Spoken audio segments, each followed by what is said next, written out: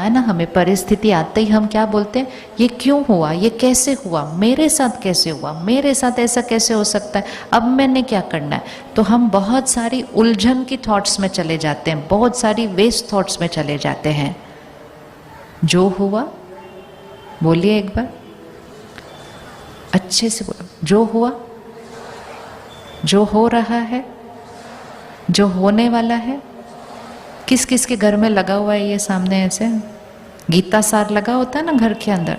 जो हुआ अच्छा, जो हो रहा है अच्छा, जो होगा बहुत अच्छा, सामने लगा है और फिर भी हम बोलते हैं ऐसा क्यों हुआ।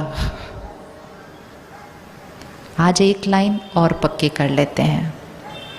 देखो, जैसे ही कोई बात आती है ना, मेरा पहला संकल्प उस बात के लिए, माय फर्स्ट थॉट, उस फर्स्ट थॉट में या तो बात बड़ी हो जाती है या मैं बड़े हो जाऊंगी। जैसे ही कोई बात आती है हम कहते इतनी बड़ी प्रॉब्लम आ गई है। इवन सिंपल चीज, कल सुबह रविवार नल में पानी नहीं आया, कहते इतनी बड़ी मुसीबत हो गई है, पानी नहीं आया आज। भाई वो इतनी बड़ी मुसीबत तो नहीं है, लेकिन जैसे ही मैंने उसके लिए कहा ये इतनी बड़ी प्रॉब्लम आई है, मैंने बात को बड़ा और खुद को नीचे कर दिया। अब बात मुझ पर हावी हो जाएगी। तो सबसे पहले कोई भी बात आ जाए उसके साइज को छोटा करो, इतना छोटा करो कि बात नीचे और हम ऊपर हो जाएं। एक बार हम ऊपर हो जाएं तो बात को तो हम जीत ही लेंगे। तो इतनी बड़ी प्रॉब्लम आई है, उसकी जगह हम क्या बोल सकते हैं, इतनी बड़ी प्रॉब्लम आई है, उसकी जगह हम क्या बोल सकते हैं, बताइए क्या बोल सकते हैं। बोलो ना, कितने सारे शब्द हैं। बात आई, क्या बोल सकते हैं।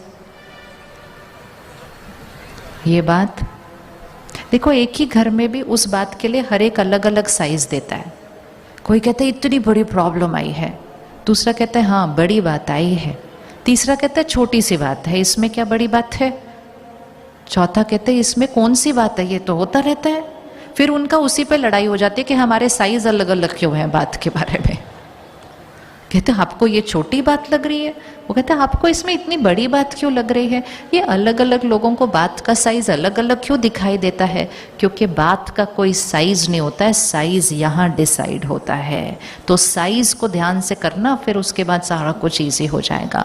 तो परमात्मा हमें दुआ देना सिखाते हैं बातों को भी। जैसे ही कोई बात आए, पहली सोच, दूसरी तीसरी नहीं, पहली सोच। जैसे ही कोई बात आए, पहली सोच, ये बात मेरे कल्याण के लिए आई है। बोलिए, ये बात मेरे कल्याण के लिए आई है। मतलब मैंने बात को क्या दे दिया, मैंने बात को क्या दे दिया, दुआ दे दी। अभी मैं बात को क्या कर रही थी, देखकर अपने आप को मार रही थी, अब क्या होगा, अब कैसे होगा, आगे कैसे होगा। ये बात मेरे कल्याण के लिए आई है।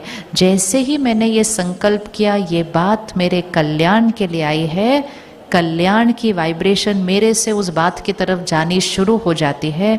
मैं ऊपर, बात नीचे, और उस बात में मेरे लिए कल्याण ही निकल कर आता है, क्योंकि मैंने बात को कल्याण की दुआ दे दी है। कर सकते हैं ऐसा? बोलिए, वो बात मेरे किसके लिए आई है। एक मिनट आंख बंद करो और अपनी जीवन में कोई भी बात देखो अगर आई हुई है। शरीर में कोई रोग, काम कारोबार में कुछ बात, कोई काम अटका हुआ है,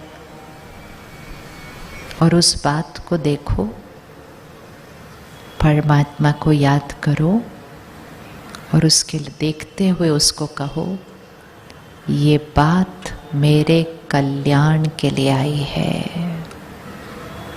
इसमें सिर्फ और सिर्फ मेरा कल्याण समाया हुआ है। कल्याण के अलावा मेरे साथ कुछ और हो ही नहीं सकता। उस बात को देखते जाओ और हर रोज ये संकल्प उसको दो ये बात मेरे कल्याण के लिए आई है।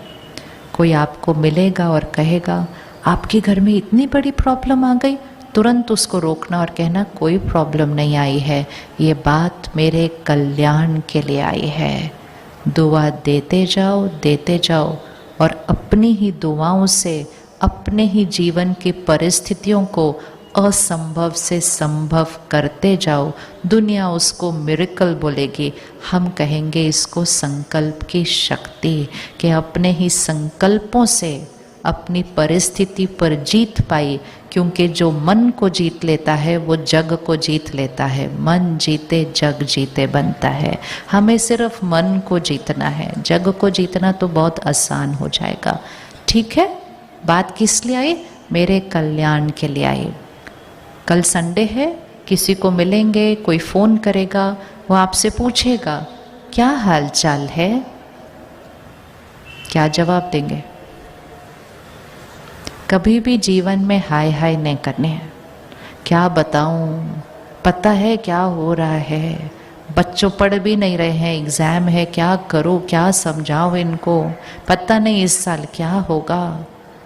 कभी भी जीवन में व्यर्थ सोचना और ऐसे शब्द नहीं बोलना।